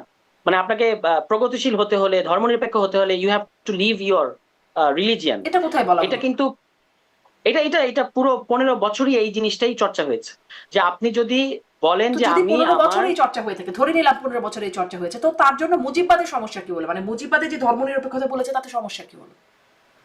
কারণ হচ্ছে যে এইটা কিন্তু মুজিববাদ ইনকর্পোরেট করেছে, এই ধর্মনিরপেক্ষতাকে, এই বাঙালি জাতীয়তাবাদকে ইনকর্পোরেট করেছে, যেটা আসলে পুরোপুরি একটা অ্যান্টি মুসলিম অবস্থান নিয়েছে গত 15 বছর। এবং এই যে আপনি মৌলবাদী না, আপনি প্রগতিশীল, আপনি বাঙালি না, আপনি মুসলমান, আপনি আহ, কি বলে, প্রগতিশীল হতে গেলে আপনাকে ধর্মীয় যত ভাবাবেগ আছে, পৃথিবীতে কোনো দেশ, কোনো জনগোষ্ঠী নিজের ধর্মকে বাদ দিয়ে প্রগতিশীল কিংবা সেকুলার হয় নাই। হুম। আমরা যে পশ্চিমের গুণকীর্তন কিন্তু করি আমরা তো সারাক্ষণ দেখি, আমরা তো ওয়েস্টে, দেখতাম যে শেখ হাসিনার সম্পর্কেও প্রমোট করা হতো, যে তিনি তাহাজ্জুদের নামাজ পড়ছেন, তিনি সব ওয়াক্তের নামাজ পড়েন, সকালে কোরআন পড়ে দিন শুরু করেন। এই বিষয়গুলোকে বারবার বলাও হতো, প্রমোট করা হতো। তাহলে আসলে এই ডিভিশনটা কিভাবে তারা তৈরি করতে যাচ্ছেন, যখন নেত্রীকে দেখানো হচ্ছে যে তিনি তিনি খুব ধার্মিক? তিনি ব্যক্তিগতভাবে যেটাই করেন না কেন, কিন্তু তার যে পলিটিক্যাল ইডিওলজি বা তার দলের যেটা পলিটিক্যাল ইডিওলজি, এটা অবশ্যই ইসলামের বিরুদ্ধে অবস্থান নিয়েছে, এবং এইখানকার বেশিরভাগ মানে মানুষের যে ধর্ম, তার বিরুদ্ধে অবস্থান নিয়েছে। এবং এই একটা ফ্রেমিং করা হয়েছে যে আপনি ধর্ম ধ উচ্চারণ করলেও আপনি একজন মৌলবাদী, হুইচ ইজ নট। একজন মানুষ ধার্মিক হয়েও অসাম্প্রদায়িক হতে পারেন, একজন মানুষ ধার্মিক এটি হয়েও আপনারা মনে সেকুলার হতে করছেন পারেন। বলেই ঠিক আছে, মুজিববাদ মুর্দাবাদ। মানে মুজিববাদ মুর্জাবাদ মানে হচ্ছে, কারণ এইটার এই যে মুক্তিযুদ্ধের চেতনা এবং তার বিরোধী পক্ষ, যে আপনি যদি আওয়ামী লীগ, এবং আপনি দেখলেন না, আপনি আপনার একটা উদাহরণ দিই, 14 তারিখে শেখ হাসিনার কথাটা কি, শেখ হাসিনা বলছেন যে কোটা মুক্তিযোদ্ধার ইয়েরা পাবে না, হুম রাজাকাররা পাবে নাকি? তার মানে আপনি যদি মুক্তিযোদ্ধা না হন তাহলেই আপনি রাজাকার।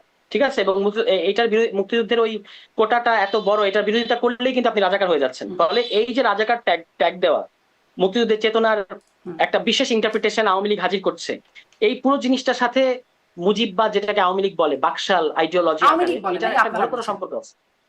না, আওয়ামী লীগও বলেছে। আওয়ামী লীগ, আমি আপনাকে উদাহরণ দিই, হাসান মোর্শেদ সাহেব নামে একজন আওয়ামী লীগের বা বাকশালী, গর্বিত বাকশালী, হুম। তিনি একদম তার ঘোষিত ভাবে তিনি বারবার মানে বলতেন আপনি যে অনেক আমি খুঁজে খুঁজে অভিযোগ, আন্দোলনে। মানে খুঁজে খুঁজে বলছেন, কিন্তু আমরা যদি শীর্ষ আওয়ামী লীগের নেতাদের কথা শুনি না সবসময় না, আপনি সংবাদ আপনি মাধ্যমে, কোনোদিন তো শুনিনি মুজিববাদ কথাটি, তুষার।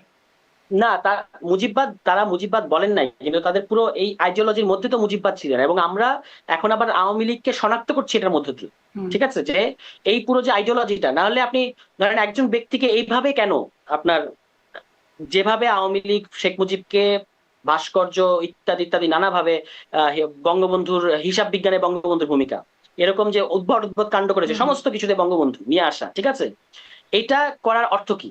এটা করা, এবং আপনি জি। আহ স্কুলে গেলে বাচ্চাদের বাধ্যতামূলক ভাবে শেখ মুজিবের নাম নেওয়া, শেখ মুজিবের ছবি দেখানো, হ্যাঁ, খুবই এইসব যে নিন্দনীয়। বাধ্যতামূলক জি, ভাবে করা। সেই বিষয়গুলো নিন্দা হ্যাঁ, হতেই পারে, নিন্দনীয় নিন্দনীয় শুধু না, সেগুলো কারোর কাছে মানে না, নিশ্চয়ই ভালো লাগে নিন্দনীয় নাই। না শুধু, হ্যাঁ, কিন্তু না কিন্তু শুধু এটির নিন্দনীয় না, কারণে মুজিববাদ মুর্দাবাদ। এটাই ফ্যাসিস্ট ইডিওলজি, হ্যাঁ। যেখানে আপনি অন্য সবাইকে বাদ দিয়ে, মানে এই যে অন্য সবাইকে বাদ দিয়ে একজন ব্যক্তিকে হাজির করা বারবার। এবং আমি আপনাকে ইতিহাসের অন্য সবার কথা বাদ দেন, আপনি আওয়ামী লীগের পক্ষে, আমি এটা লিখেছিলাম যে শেখ হাসিনার বা শেখ পরিবারের পক্ষে ন্যাশনাল হিস্ট্রি দূরে থাক, আওয়ামী লীগের একটা বস্তুনিষ্ঠ ইতিহাস লেখাও সম্ভব না। এই ইতিহাসের মধ্যে আপনি তাজউদ্দিনকে পাবেন না, সিরাজুল আলম খানকে পাবেন না, মাওলানা ভাসানীকে পাবেন না, আব্দুর রশিদ বাগিশকে পাবেন না, অন্যান্য জি, যে ছাত্র আমি নেতারা আপনার ছিলেন কাছে একটু তাদেরকে এটা পাবেন না। জিজ্ঞাসা করি, আপনারা কি মুজিববাদ মুর্দাবাদ বলবার আগে মুজিববাদ জিনিসটা কি সেই ব্যাখ্যাটা কারো কাছে দিয়েছেন, কারো কাছে স্পষ্ট করেছেন? মানে গোপালগঞ্জকে উদ্দেশ্য না, করে যে মুজিববাদ মুর্দাবাদ আমরা তো যে স্লোগান নিয়ে বারবার গেলেন, বলছি যে ব্যাখ্যাটা স্পষ্ট এই যে করেছিলেন? এই যে বাঙালি জাতীয়তাবাদী যে এক ধরনের আইডিওলজি, বাংলাদেশের ডমিনেন্ট যে ইডিওলজি, যার সাথে আবার ধর্মনিরপেক্ষতার একটা বিশেষ ন্যারেটিভ, এবং যেখানে আওয়ামী লীগের শেখ হাসিনার গত 15 বছর, আপনাকে আমি একটা উদাহরণ দিতে পারবো, যেমন ধরুন টাইম ম্যাগাজিন শেখ হাসিনাকে নিয়ে একটা ফিচার করেছিলেন 2023 সালে। সেখানে বলা হয়েছিল যে Sheikh Hasina has contained Islamic militancy, এবং এটাই কিন্তু শেখ হাসিনা বারবার সেল করেছে। 2023 সালে আমেরিকা যখন স্যাংশন দিল, নভেম্বরের স্যাংশন দেবে দেবে এরকম একটা পরিস্থিতি তৈরি হয়েছিল, তখন ইন্ডিয়া কিন্তু এটাই বুঝিয়েছে যে শেখ হাসিনা থাকলে ইসলামিক জঙ্গিবাদের উত্থান ঘটবে না, এই কারণে বাংলাদেশে ইলেকশন লাগবে না। হেডিংটা ছিল এরকম যে ইসলামিক ফান্ডামেন্টালিজম ভার্সেস ডেমোক্রেসি, মানে election tug of war, Islamic fundamentalism versus democracy, যার মানে ছিল আপনি সুষ্ঠু নির্বাচন চাইলে আপনি ইসলামিক মৌলবাদী, আর আপনি যদি আওয়ামী লীগকে বিনা ভোটে ক্ষমতায় রাখতে চান তাহলে আপনি গণতন্ত্রের পক্ষে। এই যে টোটাল ইডিওলজি, যে এখানে একটা ইসলামিক মৌলবাদের জুজু দেখানো, যে শেখ হাসিনাকে না রাখলে এই জিনিসটা ঘটবে, ইলেকশন এমনকি স্রেফ সুষ্ঠু নির্বাচন চাইলেই ইসলামিক মৌলবাদীরা ক্ষমতায় আসবে, এই পুরো আইডিওলজিটার সাথে এই যে মুজিববাদ বা বাকশাল যেটাই বলি না কেন, এটা জড়িয়ে আছে।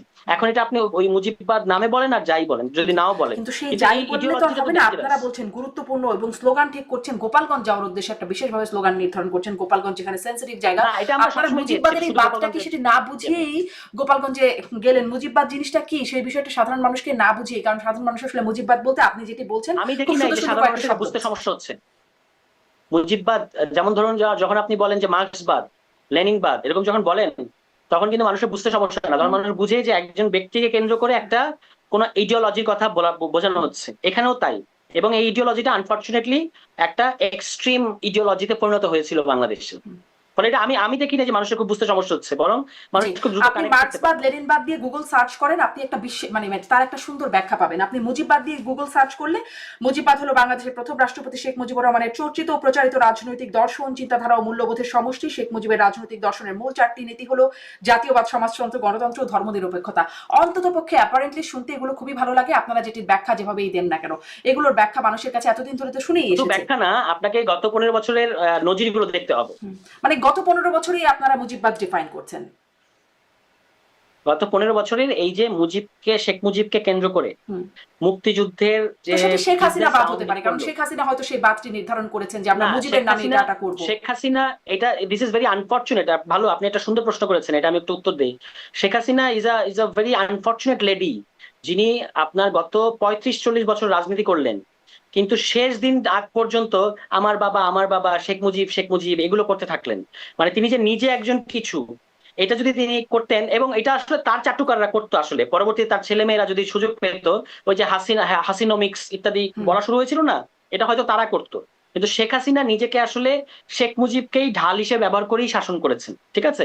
এবং সব জায়গায়, এবং কেন মুজিববাদের কথাটা আসছে, এবার আমার একটা একটা ভালো জিনিস বলি। এই যে সংবিধানের ভেতরে আপনার শেখ মুজিবুর রহমানকে বাধ্যতামূলক করা, তার ছবিটাকে বাধ্যতামূলক করা, এগুলো কনস্টিটিউশনের ভেতরে ঢুকিয়ে দেয়া, এবং শেখ পরিবার আবার, আপনি খেয়াল করবেন এটা কিন্তু অদ্ভুত, যে এই যে জয়, শেখ হাসিনার ছেলে, তিনি শেখ পরিবারের সদস্য হিসেবে নিরাপত্তা পেতেন বাংলাদেশে। কিন্তু শেখ পরিবার কিন্তু, এটা শেখ হাসিনা কিন্তু মনে রাখতে হবে, শেখ শেখ মুজিবুর রহমানের মেয়ে, ঠিক আছে। আমরা সাধারণত বাংলাদেশের বাস্তবতায় পরিবারের লিনিয়েজটা টানি ছেলের দিক থেকে, সেটা হয়তো উচিত না। কিন্তু এই যে শেখ পরিবার, আপনি এভাবে নিজেকে, একদিকে শেখ পরিবার, তাদেরকে নিরাপত্তা, তার 14 গোষ্ঠীকে নিরাপত্তা দেয়া, ঠিক আছে, সেই নিরাপত্তা দিয়ে তো আপনি শেষ পর্যন্ত বাঁচতে পারলেন না। দ্বিতীয়ত হচ্ছে সংবিধানের ভেতরে এই সমস্ত জিনিস ঢোকানো, রাস্তায় সর্বত্র সমস্ত টেলিস্ক্রিনে ঢাকা শহরে আপনি তো দেখেছেন যে শেখ মুজিব সর্বত্র সে একটাই ভাষণ, হুম মুক্তিযুদ্ধ এবং পুরো আমাদের ইতিহাসে যেন একটাই ভাষণ, 7 মার্চের ভাষণ। হুম হুম তাহলে 7 মার্চ ছাড়া কি আমাদের ইতিহাসে আগে পরে কোনো ঘটনা নাই? 7 মার্চের পরেই যে 9 মার্চে মাওলানা ভাসানীর একটা বিখ্যাত সমাবেশ হয়েছে এই পল্টনে, সেটা কোথায় ইতিহাসে? তাজউদ্দিন কোথায় ছিল ইতিহাসে? সিরাজুল আলম খান, যা অনেকে জি যাকে বলে যে শেখ জি মুজিবকে তৈরি করার পেছনে আপনি তার এত আপনার সাথে গুরুত্বপূর্ণ এখানে ভূমিকা, দ্বিমত তারা করার কোথায়? কিছু নাই, কিন্তু আমি আসলে এই প্রশ্নটাই করছিলাম যে এই কাজগুলো তো হয়েছে আপনি বলছেন গত 15 বছর, সেটি আসলে মুজিবের বাদ কি করে হলো? সেটি তো আসলে গত 15 বছরের চর্চার কথা আপনি বলছেন। এখানেই আমার প্রশ্ন, মানে আমার মতো আসলে অনেকেই স্পষ্ট না, বা কতজন আসলে স্পষ্ট আমি জানি না, সাংবাদিকরা থেকে যারা আসলে মুজিবের বাদ এই গণঅভ্যুত্থানের কারণে যে রওনক পক্ষেও জাহানের কাজ মতো করেছেন, তারাও আসলে মুজিববাদ বিষয়টা স্পষ্ট হয় নাই, কিন্তু আপনারা মুজিববাদ মুর্দাবাদ না না, বলছেন। আপনি মুনতাসির মামুন সহ, মুনতাসির মামুন, শাহরিয়ার কবির, এবং আমি তো রওনক জাহানের উদাহরণ দিলাম 1973 সালে লেখা বই। এছাড়াও আমি এই মুহূর্তে আমার নামটা মনে নাই, ওই যে মুজিববাদ নামে ঠাউর সাইজের বই, এগুলো হুম কিন্তু হুম এই গত 15 বছর লিখিত হয়নি, না এগুলো এর আগেই। হুম এটাকে আমরা একটা এক্সট্রিম পর্যায়ে দেখেছি এই গত 15 বছর, ঠিক আছে। কিন্তু মুজিবিজম বা মুজিববাদ, বা এই যে শেখ মুজিবকে কেন্দ্র করে একটা ফ্যাসিস্ট আইডিওলজি গড়ে তোলা, এটা আওয়ামী লীগের মধ্যে ইনহেরেন্টলি ছিল। হুম এবং এটারই আমরা গত 15 বছর একটা সর্বশেষ জি, আপনি মানে জ্ঞানী মানুষ, ডেমনস্ট্রেশন আপনি বা মহড়া নিশ্চয়ই দেখছি। অনেক বই পড়েন, আপনি লেখেন আমরা জানি, কিন্তু সাধারণ মানুষ আসলে এত বই পড়ে কিনা বা এত লেখালেখিও করে না। তাদের কাছে মুজিববাদের যে সংজ্ঞাটা আপনারা কি প্রেজেন্ট করছেন সেটা ম্যাটার করতো নিশ্চয়ই, কিন্তু আপনারা সেই সংজ্ঞাটা প্রেজেন্ট না করে মুজিববাদ আই ক্যান মুর্দাবাদ। গ্যারান্টি ইউ যে আমার আপনার চেয়ে সাধারণ মানুষ যারা বই পড়ে না, তারা আরো সহজে ব্যাপারগুলো বুঝতে পারে। আমরা অনেক বই টই পড়ে এগুলোকে আরো ইয়ে করে ফেলি, মানে হুম। শিক্ষিত মানুষের মধ্যে এক ধরনের হ্যাংওভার থাকে, সাধারণ মানুষের মধ্যে থাকে না। তারা খুব খুব খুব ইজিলি কানেক্ট করতে পারে এই যে শেখ মুজিবকে কেন্দ্র করে যে একটা তো আপনারা আসলে পৌত্তলিকতা মুজিববাদ শেখ হাসিনা মুর্দাবাদ তৈরি স্লোগান করেছেন। দিয়ে বিশেষ করে গোপালগঞ্জকে ডেডিকেট করে কি অর্জন করলেন? না, আমরা শুধু তো গোপালগঞ্জে না, আমাদের একেবারে শুরু থেকেই এই জাতীয় নাগরিক কমিটি পর্যায়ে থেকে আমরা এটাকে আওয়ামী লীগের যে বাকশালী যে না, আইডিওলজি, ধরুন এটাকে জুলাই চিহ্নিত করে। পদযাত্রা আপনারা করলেন, যেটি আসলে গোপালগঞ্জ থেকে মার্চ টু গোপালগঞ্জ হয়ে গেল, সেখানে আমরা সেখানকার উদ্দেশ্যে হাসনাত আব্দুল্লাহ ফেসবুকে লিখলেন, স্ট্যাটাস দিলেন যে গোপালগঞ্জের স্লোগান হবে মুজিববাদ মুর্দাবাদ। মানে গোপালগঞ্জে কেন এটি স্লোগান হবে সেটি আসলে বিশেষ করে প্রশ্ন, আর আগে তো ফর এতটা শোনা অবভিয়াস গেল না। রিজন, আমি আওয়ামী লীগ আমলে ওখানকার যে বিশ্ববিদ্যালয় আছে, বঙ্গবন্ধু শেখ মুজিবুর রহমান যে বিশ্ববিদ্যালয়, সেখানে বিজ্ঞান ও প্রযুক্তি বিশ্ববিদ্যালয়, সেখানে আমি গিয়েছি একাধিকবার। ওখানকার শিক্ষার্থীরা বলতো যে ভাই, এটা হচ্ছে গরিবের জেরুজালেম। তো এই যে গোপালগঞ্জকে কেন্দ্র করে, গোপালগঞ্জকে যেভাবে শেখ হাসিনা একটা পুণ্যভূমি আকারে হাজির করেছে, ফলে ছাত্রনেতা হিসেবে এবং একজন বিপ্লবী ছাত্রনেতা হিসেবে হাসনাদের মনে হয়েছে যে গোপালগঞ্জে গিয়ে মুজিববাদকে ডিনাউন্স করা এটা একটা বিশেষ ব্যাপার, সুতরাং সেটা আলাদা করে মেনশন করেছে। এতে তো দোষের কিছু নাই।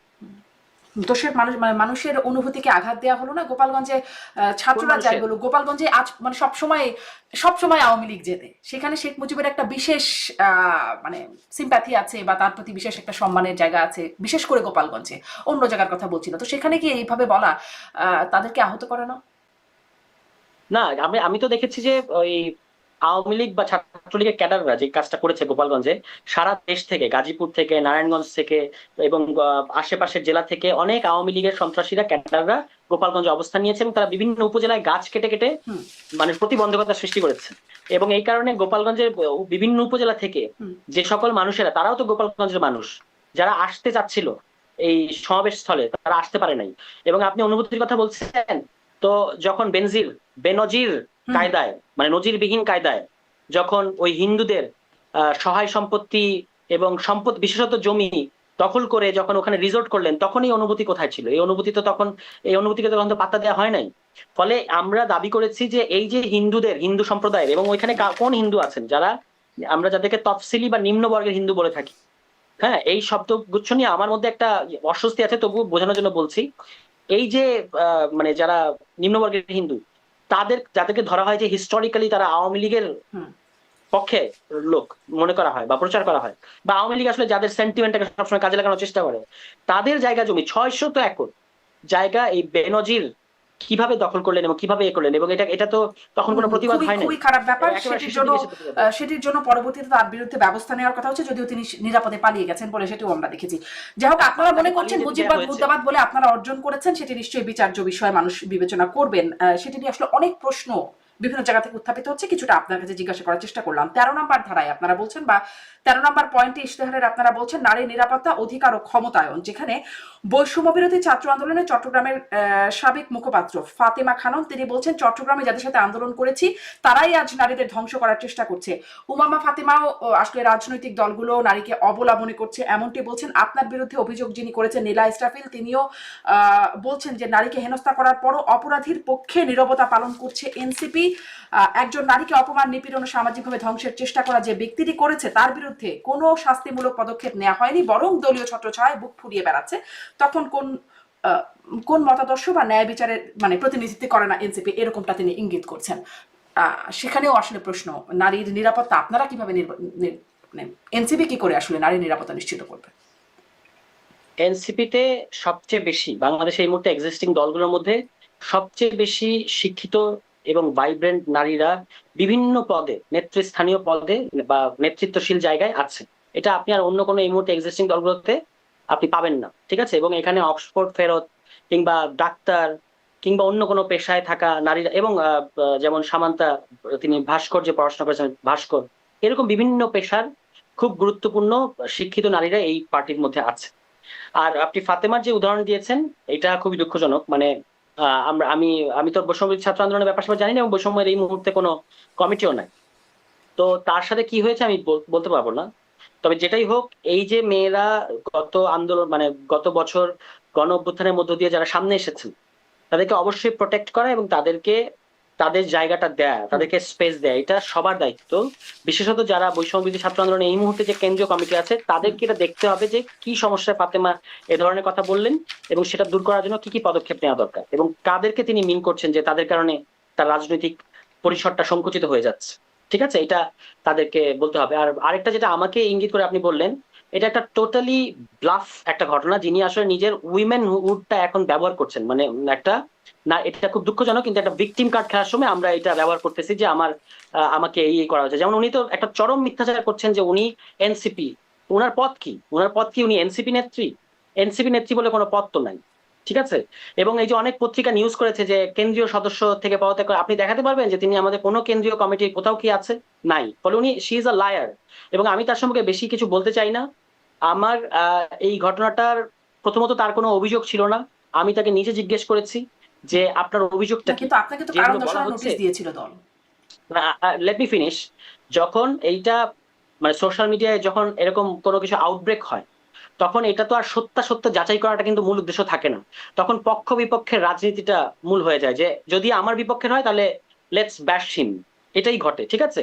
ফলে এখান থেকে আপনি এইটা থেকে, এই সোশ্যাল মিডিয়া ট্রায়াল থেকে আপনি কোনো কিছু উদ্ধার করতে পারবেন না। যেটা ফ্যাক্ট সেটা হচ্ছে কোনো অভিযোগ ছিল না। একটা জিনিস সোশ্যাল মিডিয়া একটা হইচই আমরা দেখতে পেলাম, এবং আমি যখন জিজ্ঞেস করলাম যে আপনার কি যেগুলো বলা হচ্ছে এগুলো কি আপনার অভিযোগ, তিনি পরিষ্কারভাবে বলেছেন না, আমি তো এরকম কোনো অভিযোগ করি নাই, আমি সেই প্রমাণ সাবমিট করেছি পার্টির কাছে, ঠিক আছে?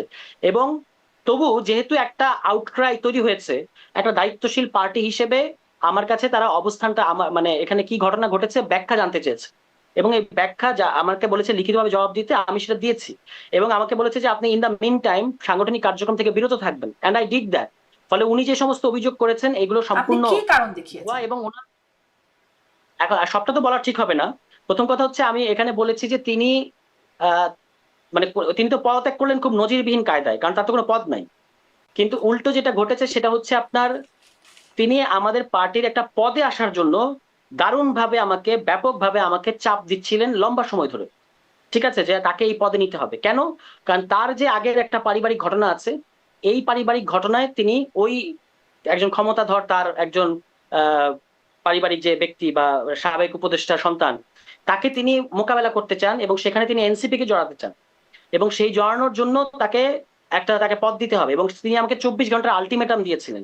এই কথাগুলো আমি লিখিত বলেছি এবং আমি আমার একটা ফেসবুক পোস্টেও বলেছি। এটা নিয়ে আমি সারাক্ষণ এটা নিয়ে চর্চা করতে চাই না, কিন্তু যেখানে যেটা ফোরাম সেখানে আমি বলেছি, এবং আমি একটাই ফেসবুক পোস্ট দিয়েছি এবং সেখানে আমি এটা বলেছি যে আমাকে 24 ঘন্টার মধ্যে বলেছেন যে 24 ঘন্টার সময় দিলাম, আমাকে আমার কি পদ হবে বা কি পোস্ট হবে এটা জানাতে হবে। এবং আমি তাকে পরিষ্কার বারবার বলেছি যে আমি এনসিবির পদ ডিস্ট্রিবিউশনের দায়িত্বটা আমার না, আমার কাজ আলাদা। ঠিক আছে, তিনি এটাকেই হচ্ছে খুবই আমাকে এখানে আমি বলবো যে আমার যেটা ভুল সেটা হচ্ছে তাকে বিশ্বাস করাটা আমার ভুল হয়েছে।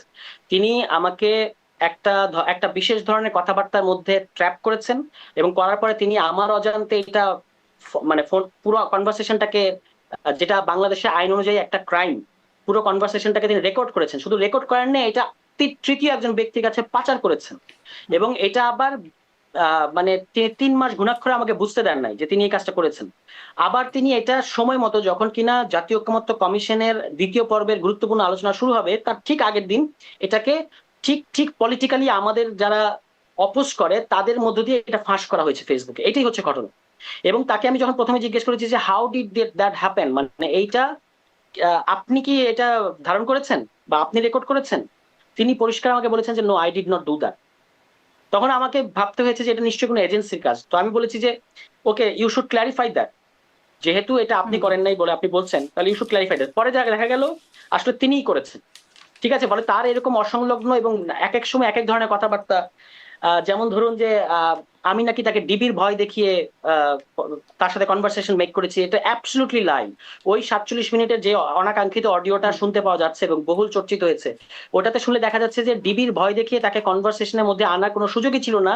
ডিবির কনভারসেশনটা এসছে পুরো কনভারসেশনের 45 মিনিটের পর। আমি একদম শেষ প্রশ্ন করি, অনেকটা সময় কথা বলে গেছি আপনার সাথে, মানে তাহলে কি কিন্তু আপনি মোটামুটি ফেসবুকেও বলেছেন যে আপনার সেই বক্তব্যের জন্য বা যেই কথাটি বিষয়ে আলোচিত হচ্ছে, আপনার অভিযোগ যেটির জন্য আপনি তার জন্য দুঃখ প্রকাশ করেন। আপনার কি এখনো মানে আপনি কি ওই জায়গাটাই আছেন যে আপনার আসলে ওইভাবে কথা বলা উচিত হয়? দেখুন, আমি কেন দুঃখ প্রকাশ করেছি এটা আমি বলি। আমি দুঃখ প্রকাশ করেছি কারণ আমাকে অনেক মানুষ ভরসা করে, অনেক মানুষ ভালোবাসে। ঠিক আছে, অনেক মানুষ আমাকে মনে করে যে I have something to deliver. তো সেইখান থেকে এইরকম একটা অনাকাঙ্ক্ষিত ঘটনা আসার পরে এরকম এই ধরনের স্ক্যান্ডাল যখন চর্চা হয় তখন তো কাছের মানুষরা দুঃখ পায়। হোয়াট এভার দ্য রিজন, সবাই বুঝতে পারে যে এটার পেছনে আগে পিছিয়ে ঘটনা কি, কিন্তু হোয়াট এভার দ্য রিজন সবাই দুঃখ পায়। আমি শুরুতেই বলেছি আমাকে যারা খেয়াল করেন, যারা আমাকে ভালোবাসেন, যারা আমাকে ভরসা করেন, আমি শুধু তাদের কাছে দুঃখ প্রকাশ করেছি এই অনাকাঙ্ক্ষিত ঘটনায় দায় জারি হোক। ঠিক আছে, দ্বিতীয়ত হচ্ছে আমি পরিষ্কার বলেছি যে আমি জানি এখানে কোনো অশোভন প্রস্তাব দেওয়ার জন্য আপনি দুঃখ প্রকাশ করেন নাই? না, আমি তো কোনো অসম্ভব প্রস্তাব দেই নাই, তার দিক থেকে অসম্ভব প্রস্তাব দেওয়া হয়েছে আমাকে। এখন আপনি যদি আপনার কনভারসেশনে আপনি একটা বিশেষ শব্দকে আলাদাভাবে কেটে নিলেন, এবং আপনি যদি আমি বলবো না, আপনাকে রেকমেন্ড করবো না, কিন্তু তবু যদি আপনি এটা শুনতে পারেন, ওই পুরো 47 মিনিটের কনভারসেশনে একবারের জন্য ওই শব্দটা আমার মুখ থেকে শুনতে পাওয়া যাচ্ছে না। হ্যাঁ, ওইখানে আমি এই কথাটা বলছি না, তিনি বারবার এই শব্দটা উচ্চারণ করছেন এবং বিশেষভাবে আমাকে ওইদিকে নিয়ে যাচ্ছেন। ঠিক আছে, মানে আপনি নিজে না শুনলে অন্য কাউকে দিয়ে শুনিয়ে আমার এই দাবিটা পরখ করে নিতে পারেন। ঠিক আছে, আমি দুঃখ প্রকাশ করেছি আমার বন্ধুদের কাছে, আমার শুভাকাঙ্ক্ষীদের কাছে যে এই ধরনের একটা অনাকাঙ্ক্ষিত চর্চা হচ্ছে সোশ্যাল মিডিয়ায়, এন্ড দ্যাটস ভেরি বিব্রতকর। ঠিক আছে, এই কারণে আমি তাদের কাছে, কিন্তু আমি বলেছি যে আমি জানি আমার জড়ানোর মাত্রা কতটুকু এবং এখানে আমি কোনো অপরাধ করিনি। আপনি বলছেন আপনি কোনো অপরাধ করেননি, আসলে আসলে সেটি আসলে কিভাবে নাই সেটিও নিশ্চয়ই দেখার বিষয়। আপনি আপনার অবস্থানটা আপনি বললেন। অনেক ধন্যবাদ, অনেক ধন্যবাদ সারোয়ার তুষার, অনেকক্ষণ কথা